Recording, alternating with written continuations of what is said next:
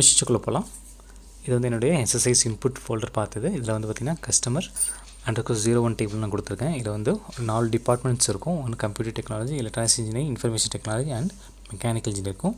So டோட்டலாக பார்த்தீங்கன்னா around 50 records மேலே இருக்கும். ஸோ இந்த ரெக்கார்ட்ஸில் இருக்க இந்த டேபிள்ஸ்லாம் நம்ம வந்து ஒரு டிபார்ட்மெண்ட் டேபிள் வந்து தனித்தனியாக நம்ம வந்து எடுத்து வைக்க போகிறோம். ஸோ கஸ்டமர் 01ல் வந்துட்டு எலக்ட்ரானிக்ஸ் இன்ஜினியரிங், கஸ்டமர் 2ல் வந்து கம்ப்யூட்டர் டெக்னாலஜி, அந்த மாதிரி நம்ம வந்து தனித்தனியாக எடுத்து வைக்க போகிறோம். ஸோ இதில் பார்த்தீங்கன்னா டோட்டலாக வந்து ஒரு 4 டேபிள்ஸ் வந்து நான் கிரியேட் பண்ணி வச்சுருக்கேன். Customer 01, customer 02, customer 03, customer 04. So 4 டிபார்ட்மெண்ட்ஸ்லையும் அதாவது என்னென்னா டெக்ஸ்ட் ஃபைல் டேட்டா வந்துட்டு நான் வந்து டேபிள் வந்து இன்சர்ட் பண்ண போகிறேன். ஓகே, அதான் வந்து நம்ம இன்றைக்கி பண்ண போகிற ப்ராஜெக்ட். ஸோ இப்போ வந்து ஒரு டேபிளை நான் ரன் பண்ணுறேன். இப்போ பார்த்தீங்கன்னா எந்த டேட்டாஸும் வந்து இப்போதைக்கு டேபிள் எதுவுமே இல்லை இப்போது. ஓகே, இப்போது இன்றைக்கி என்ன ப்ராஜெக்ட் பண்ணலாம்னா load text file data to separate table using conditional split transformation. இதான் நம்ம இன்றைக்கி பண்ண போகிற ப்ராஜெக்ட். ஓகே, ஸோ காப்பி பண்ணிக்கலாம் ப்ராஜெக்டை. ஓகே, நெக்ஸ்ட் ரிசல்ட்ஸ் உடைய போயிடலாம். இப்போது SSIS பேக்கேஜ் ரைட் கிளிக் பண்ணி நியூ SSIS பேக்கேஜ் கொடுத்துடலாம். நெக்ஸ்ட்டு பேக்கேஜ் ரைட் கிளிக் பண்ணி ரீநேம் கொடுத்துடலாம். இப்போ ப்ராஜெக்ட் வந்து பேஸ்ட் பண்ணிடலாம். ஓகே, நெக்ஸ்ட் வந்து டேட்டா ஃப்ளோ டாஸ்க்கு ட்ராக் பண்ணி எடுத்துக்கலாம். டேட்டா ஃப்ளோ டாஸ்க்கு வந்து டபுள் கிளிக் பண்ணிக்கலாம். நெக்ஸ்ட் வந்து சோர்ஸில் பார்த்தீங்கன்னா நம்ம ஃப்ளாட் பேஜ் சோர்ஸாக எடுக்கணும். ஏன்னா டெக்ஸ்ட் ஃபைல் இல்லையா, அதனால் ஃப்ளாட் பேஜ் சோர்ஸாக நம்ம எடுக்கணும். இப்போ flat page source double click பண்ணிக்கலாம். இப்போது அதில் நியூ பட்டன் ப்ரெஸ் பண்ணிக்கலாம்.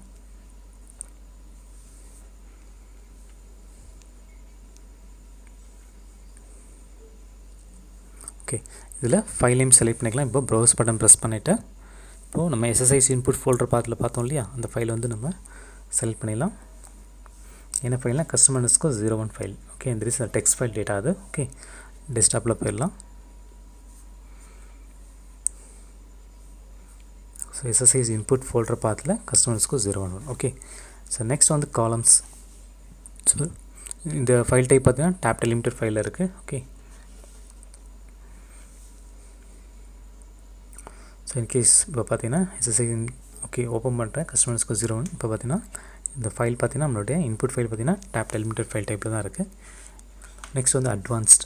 ஸோ அட்வான்ஸில் பார்த்தீங்கன்னா இப்போ customer ID, salary and customer office ID. So இது மூணும் பார்த்தீங்கன்னா இண்டிஜர் டைப்பில் இருக்கும். ஸோ மற்றெல்லாம் வந்து வேர்கேர் டைப்பில் இருக்கும். ஸோ டேட்டா டைப்ஸ் நிறைய இருக்குது. இருந்தாலும் வந்து நம்ம ஈஸியாக அண்டர்ஸ்டாண்ட் ஆகிறதுக்காக சிம்பிளாக இருக்க டேட்டா டைப் நான் கொடுத்துருக்கேன். ஸோ இதை மட்டும் நம்ம என்னென்னா 4 டேட் சைன்ட் இண்டிஜராக மாற்றணும். இண்டிஜர் டைப்லாம் வந்துட்டு 4 டேட் சைன்ட் இண்டிஜராக இருக்கும். மற்றெல்லாம் வேர்கேரில் நம்ம என்ன சைஸ் இன்புட் கொடுத்துருந்தோமோ அந்த சைஸ் தான் நம்ம கொடுக்கணும். பட் நீங்கள் மாற்றி கொடுத்தாலும் ஒன்றும் ப்ராப்ளம் இல்லை. பட் இன்னும் வார்னிங் மெசேஜ் மட்டும் காமிக்கும். ஓகே, ஸோ கஸ்டமர் _ ஐடி வந்துட்டு 4 பை சைன் இண்டிஜராக மாற்றிக்கிறேன். கஸ்டமர் _ ஃபர்ஸ்ட் நேம் வந்துட்டு 25, வேர்கேர் சைஸ் வந்து 25. அதேமாதிரி கஸ்டமர் லாஸ்ட் நேம் பார்த்தீங்கன்னா 25. இமெயில் ஐடி வந்து ஆல்ரெடி 50 தான் இருக்கும். நெக்ஸ்ட் வந்து மொபைல் நம்பர் வந்துட்டு 25. ஸோ இதுக்கு கன்ஃபார்ம் பண்ணிக்கலாம் ஒரு வாட்டி. இமெயில் ஐடி பார்த்தீங்கன்னா 50 தான் இருக்குது. மொபைல் நம்பர் தான் 25 இருக்குது. நெக்ஸ்ட் வந்து ஜெண்டர் 25. அதேமாதிரி date of birth 25. Salary and customer office ID பார்த்தீங்கன்னா integer type. So 4 byte signed இண்டிஜராக மாற்றிக்கோங்க. நெக்ஸ்ட் வந்துட்டு department 50. Okay,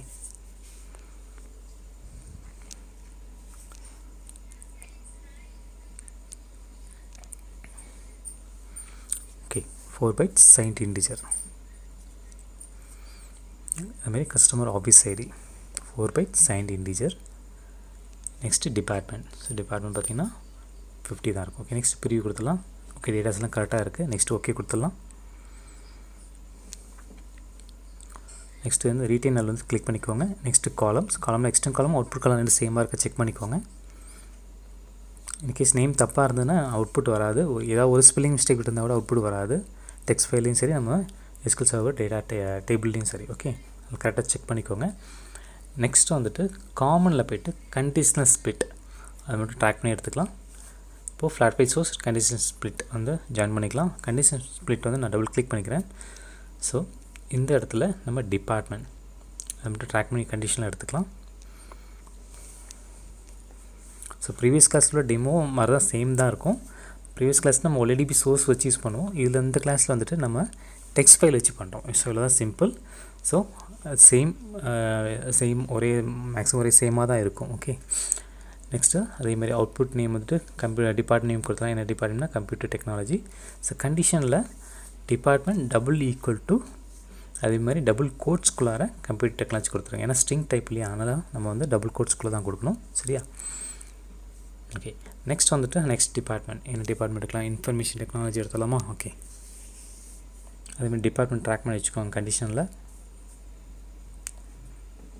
okay, electronics engineer எடுப்போம். ஓகே, கேஸில் வந்து பேஸ்ட் பண்ணிடலாம். So department double equal to next double கோட்ஸ்குள்ளார எலக்ட்ரானிக்ஸ் இன்ஜினியரிங். ஸோ இது மாதிரி 4 டிபார்ட்மெண்ட்ஸ் நம்ம கொடுக்கணும். ஸோ கொடுத்தக்கப்புறம் நம்ம ஓகே கொடுத்துடலாம். இன்கேஸ் ஏதாவது டிபார்ட்மெண்ட் நீங்கள் கொடுக்க முடியலனா கூட அந்த கண்டிஷன் ஸ்பிளிட் டிஃபால்ட் அவுட்புட் இருக்கு இல்லையா, அதை நீங்கள் கொடுத்தாலே ஆட்டோமேட்டிக்காக எடுத்துக்கும். பட் இருந்தாலும் நான் வந்து 4 டிபார்ட்மெண்ட் நான் வந்து ஈஸியாக புரியுதுக்காக நான் கொடுத்துட்றேன். Okay, next department double equal to double கோட்ஸ்குள்ளார இன்ஃபர்மேஷன் டெக்னாலஜி. ஓகே, நெக்ஸ்ட் வந்து 4th ஒன். ஸோ இந்த டைமில் நீங்கள் வந்து மெக்கானிக் இன்ஜினியரிங் கொடுத்தாலும் ஓகே, கொடுக்கலாம் கூட ஒன்றும் ப்ராப்ளம் இல்லை. அந்த டிஃபால்ட் அவுட்புட் வந்து ஆட்டோமேட்டிக்காக எடுத்துக்கும். அந்த ட்ராக் மட்டும் நீங்கள் எடுத்து கரெக்டாக கொடுத்துருங்க. Okay, so mechanic engineering department double equal to double கோட்ஸ்குள்ளார mechanical engineering. Okay, next okay கொடுத்துடலாம்.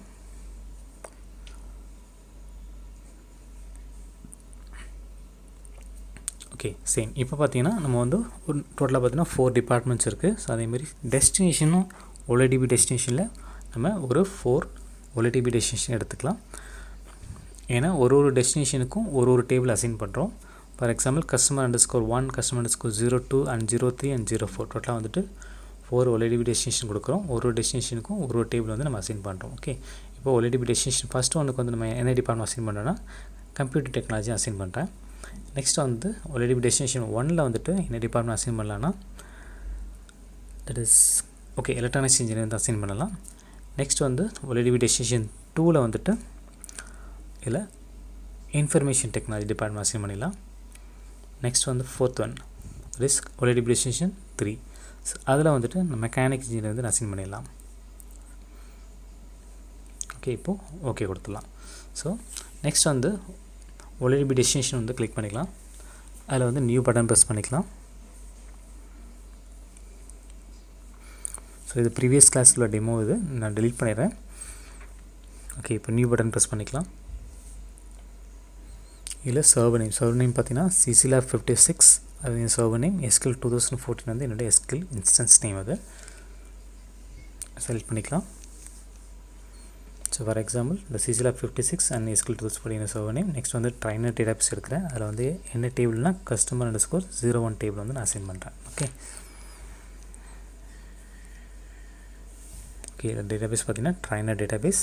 நெக்ஸ்ட் வந்து test connection. So test connection success ஆகிடுச்சு. நெக்ஸ்ட் ஓகே கொடுத்துலாம். அகைன் ஓகே கொடுத்துலாம். Again OLDB connection manage okay கொடுத்துலாம். நெக்ஸ்ட்டு டேபிள் பார்த்தீங்கன்னா customer_01 table வந்து நான் அசைன் பண்ணுறேன். நெக்ஸ்ட்டு மேப்பிங்கில் input column and destination column ரெண்டும் சேமாக இருக்கா செக் பண்ணிக்கோங்க. அகைன் ஓகே கொடுத்துடலாம். நெக்ஸ்ட் வந்து OLDB டெஸ்டினேஷன் ஃபஸ்ட். ஓகே, இதில் வந்து நான் customer_02 டேபிள் வந்து அசைன் பண்ணுறேன். இதில் வந்துட்டு இன்ஃபர்மேஷன் டெக்னாலஜி ரெக்கார்ட்ஸ் எல்லாம் ஸ்டோர் பண்ண கொடுக்குறேன். அதே மாதிரி இன்புட் காலம் அவுட் காலம் சேமாக செக் பண்ணிக்கோங்க. நெக்ஸ்ட் அதே மாதிரி இதில் வந்துட்டு customer_03 டேபிள் அசைன் பண்ணுறேன். மேப்பிங் இன்புட் காலம் அவுட்புட் காலம் டெஸ்டினேஷன் காலம் சேமாக செக் பண்ணிக்கோங்க. ஸோ இதில் வந்துட்டு இன்ஃபர்மேஷன் டெக்னாலஜி ஓகே ப்ரீவியஸில் வந்து நம்ம எலக்ட்ரானிக்ஸ் இன்ஜினியரிங் கொடுத்தாச்சு. இதில் வந்து customer_4 டேபிள் அசைன் பண்ணிடலாம். இன்புட் காலம் அவுட்புட் டெஸ்டினேஷன் காலம் ரெண்டும் சேமாக செக் பண்ணிக்கோங்க. இதில் பார்த்தீங்கன்னா மெக்கானிக் இன்ஜினியர் வந்து நமக்கு டேபிள் வந்து அசைன் பண்ணிடலாம். ஓகே, இப்போ சேவ் பண்ணலாம். ஸோ அதுக்கு முன்னாடி சேவ் பண்ணக்கப்புறம் நெக்ஸ்ட் வந்துட்டு SQL 2014ல் customer_1 டேபிள் ரன் பண்ணுறேன். ஸோ டேட்டாஸ் எதுவுமே இல்லை. 2 வந்து ரன் பண்ணுறேன். ஸோ இதுலேயும் டேட்டாஸ் எதுவுமே இல்லை. 3 ரன் பண்ணுறேன்.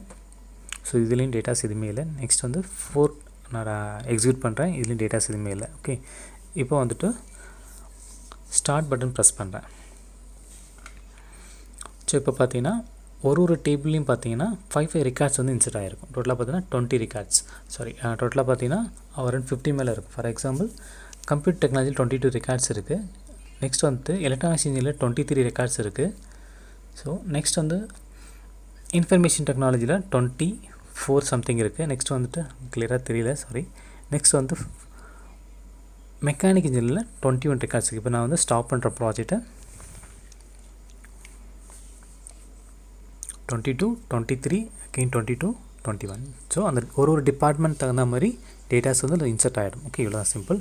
இப்போ ப்ராஜெக்ட் நான் ஸ்டாப் பண்ணுறேன். இப்போது என்னுடைய SQL Server 2014 உள்ள போகிறேன். இப்போது கஸ்டமர் 1 டேபிள் ரன் பண்ணுறேன். இப்போ பார்த்தீங்கன்னா நம்ம அதில் பார்த்தோம் இல்லையா, அதில் 22 ரெக்கார்ட்ஸ் வந்து கம்ப்யூட்டர் டெக்னாலஜி மட்டும் இன்சர்ட் ஆயிருக்கா. நெக்ஸ்ட் வந்து 2 டேபிள் எக்ஸிக்யூட் பண்ணுறேன்.